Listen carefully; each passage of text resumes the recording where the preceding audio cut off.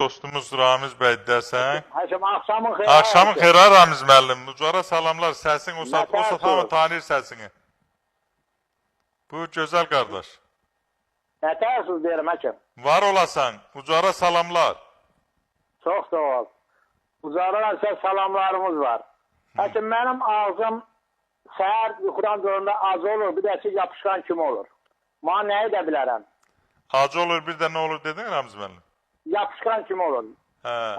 Səhər olur, amma gündüzlər olmur. Nə var mı o işə? Sən çoxlu, Ramiz müəllim, çoxlu su qəbul ilə, sonra səhər dübaj ilə götür, demək, bir istəşən isti su, içərisində bir xörək qaşığı tut bəhməzi ya doşab deyirlər, bəzi rayonlarda qat, sonra onu həll eləndən sonra iç və sağ böyrü üstə uzan. Bir də təbii ki, solma çiçək dəmlə, ona öd otu da deyirlər, öd qovucudur, çox gözəl. Rus dilində besmertnik, ölümsüzlük otu deyirlər. Və sağ böyrün üstə, ödün üstə uzan, qoy ötküsən hər gün elə, görəcəksiniz, xeyli yumşalacaq və bol miqdarda su iç, bol miqdarda. Ağzınızda da quruma olursa, mütləq şəkərə analiz elətdirin. Görək, var mı, yoxdur mu, hər halda